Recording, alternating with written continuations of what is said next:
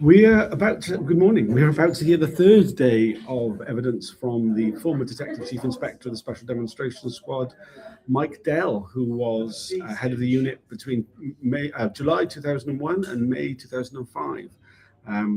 We've gone through a great deal of his time in charge of the unit, but we haven't really got to a number of officers yet. We haven't really got to Hastings, for example. Robert Hastings, who gave evidence earlier this year, quite a despicable character. Quite. He was in a very coercive relationship with a neighbor of a former activist, who was his main target. What's his name? Maya. No. I didn't forget Maya. No, I was going to say that Dell said that he had wanted Hastings to go to Palestine to build his image, to build his character, and then move on to other groups, which he didn't. He just continued to spy on a man with like a company importing oil and dates, very good ones, but he wasn't a danger at all. He'd left the movement years and years earlier. Also, he kept coming back to Maya after his deployment had finished and his marriage as well. So there's some fairly interesting things to hear there. However, we were just talking about it, like, is he going to be an entire day or half a day? Because he keeps producing like scented spaghetti, keeps going around in circles, not really saying anything. So it might be that the chair suddenly has enough of it and then calls it a day. You never know. I mean, I would say that has never happened. I mean, what has happened quite a lot is that the counsel to the inquiry goes, well, I've got a lot of questions on this, but you say you don't remember, so I'll move on. Sarah Hemingway has done that a couple of times over the last couple of days. She might get to the end of her questions. We'll have Rule 10s, and that'll be it. Maybe a half day. It's not so that. I don't know. Like with Trevor Morris, we were expecting to have another day, and then after half a day, suddenly like. We don't need you anymore. Well, I mean, the exact words of Barr was, well, I can't go any further on that, so I'm finished, sir. Yeah, but that was very sudden. That's what I mean. Well, I mean, in the same case with Barr as with Sarah Hemingway yesterday, it was that the witness was saying, well, I don't know anything about that. So they were like flicking through the papers, going, well, I can't ask you these questions. So then they might, they might end early. I don't know what to expect.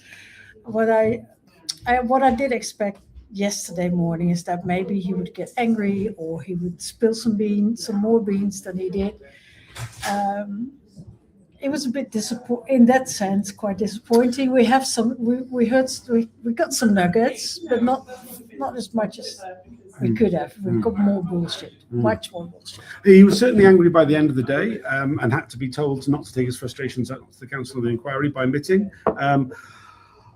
I think that the area that is likely to spark him off is the fact that he has repeatedly said that any sort of sexual relationship the undercover officers had with people who weren't activists was just an affair. Obviously, Maya was not an activist at the time, so it's very. I think it's very likely that will be really explored in some detail, and the parameters of his ethical guidelines and his moral outlook on this matter will be exposed fully, which I would imagine will make him very angry because it will expose him as a deeply unsavory character. And indeed,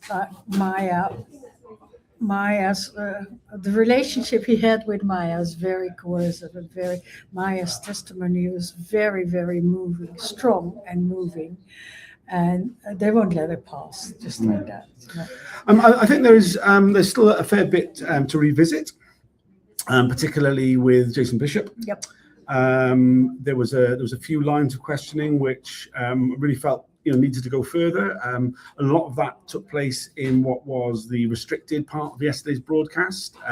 Though the areas I'd like to see explored more don't actually relate to the thing that's restricted, but I'm very wary of going into the details of that. But I think there will be further questions on Bishop. I don't know if you feel the same. Yeah, and I do feel they're not going to be restricted again. Yeah, so that whatever we're going to deal with, there's not going to become a restricted bit again. And then, he's done so much obvious lying that I hope Sarah Hemingway has gone through her documents and found some, because there were several moments where she said, oh, sorry, I can't find them at this moment. There's so much she has to go through. So I suppose she has those things ready that she wants to confront him with. Yeah, I expect that we will start the day with looping back around to a bunch of stuff from before. Is there anything else you'd like to add? No. Okay, the broadcast is due to start at 10:15.